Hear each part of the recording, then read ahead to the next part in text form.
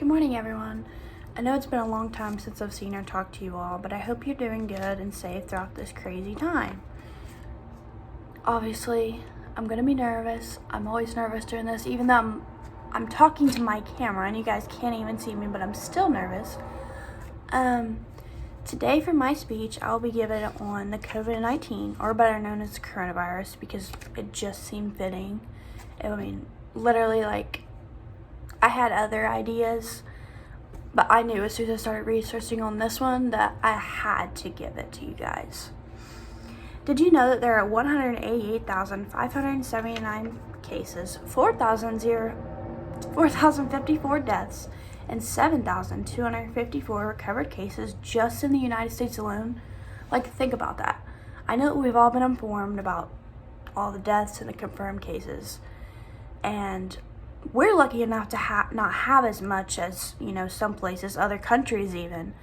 But that is so many people that are sick right now or have recovered from it or even died from it. I can't even imagine the families that are going through that right now.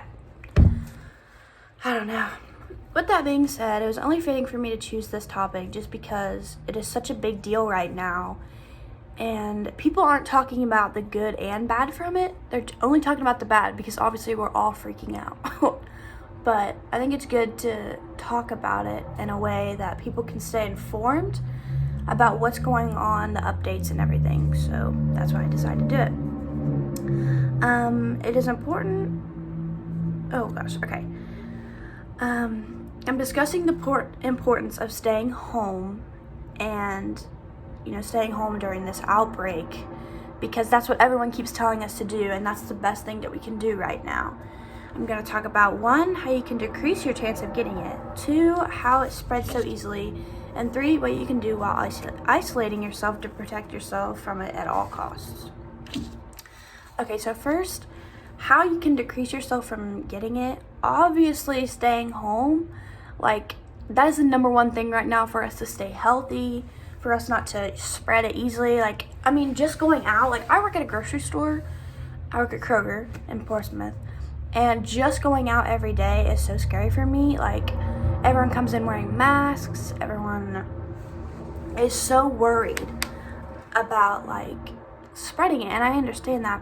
And going to they say not to go out unless you have to, or only essential workers can be working right now, but it's still so easy for the people that have to go out to catch it, because we all touch our eyes, our face at some point. It's just something that we do, and doing that, we're touching other things. Especially I like using the example of going to the grocery store, because as a worker there, I see that everyone is touching everything. Literally, people pick things up, put them in the cart, be like, no, I don't want this, I'm gonna put it back. Doing that is spreading so many germs, even if you aren't sick, because 9 times out of 10, people don't wash their hands before coming to the store to grab things. It's just not, it's not something that you do. And that is spreading so much germs. And literally all you have to do is touch that, and then touch yourself, touch your eyes, and that it is so risky to catch anything, not just the coronavirus from that. So the biggest thing that we can do right now from decreasing our risk from catching the COVID-19 coronavirus is staying home, staying out of public at all unless absolutely necessary, because it is so crucial that us staying away from it is going to stop it from spreading. Okay. How it spreads so easily.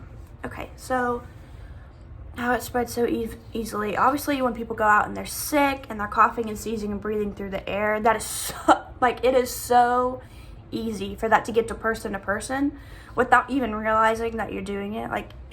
Obviously, you should know not to go out into public, especially right now if you're sick. But doing that is the number one thing that is getting it from person to person. You're sneezing, you're coughing, you're not watching yourself when you make moves out in public, and you could run into someone, or just simply, right now we're not seeing our family, our friends in a lot because of the situation, And of course, if you're out right now and you see your family or friends, you're like, I know I'm wanting to like hug my family right now just because I don't see them as much. And like that right there is just like, boom, number one thing. Like touching after being sick, not washing your hands. I would want to hug my family, and like that is a no. Like you cannot be touching everyone or anything really unless you wash your hands or like have gloves on you. That's what I always see at Kroger. People come in wearing gloves and masks, and of course masks aren't the biggest thing. Like it's not really doing much for you, but people feel safer that way because you're not like open to what is in the air. Okay, touching things that are dirty, that can go from just yourself. If you're touching things and then you just touch something that someone else is going to touch, like going to the grocery store, picking up things, going to the bathroom and just like not washing your hands and then opening the door, that is a big thing that I see. Not washing your hands is so big. Like you need to do that. It keeps yourself healthy from other things, and it keeps other people healthy and not at risk to catch whatever you may get on your hands, you know? And not social distancing. I know we all keep hearing about social distancing and how we have to do it, but I'm telling you, the sooner that we can not be out in public and not try to overcome or just be like over this virus, like hanging out with people or friends, it is going to be over. Like people don't understand the importance of just staying by yourself, just isolating yourself. Like it is going to be over before we know it. That is all we need to do. Like, and my last point is what you can do while isolating yourself. Obviously separate yourself from others. Try not to be around as many people as you can. Obviously, if you live in a house with 5 people, the odds of you actually staying away from them are very slim. But just like be careful about things, clean up after yourself. I know I've been like doing a lot of disinfecting, and it's been doing really good for me. I haven't felt bad or anything, and that's really helped. Wash your hands, obviously. Clean the area as much as you can when you know there are a lot of people out of touching it and stuff. Do not panic and listen to social media. This is such a huge point because people are panicking listening to social media and then like freaking out and causing more panic for others. People don't know what they're talking about half the time when they post on social media. Like that's just how it is. They exaggerate things, cause people more panic. Like, trust me, everything's gonna be fine. You don't necessarily have to keep up with the news to stay informed. But I mean, that's the best thing to do. Listen to Trump. Trump's been really good.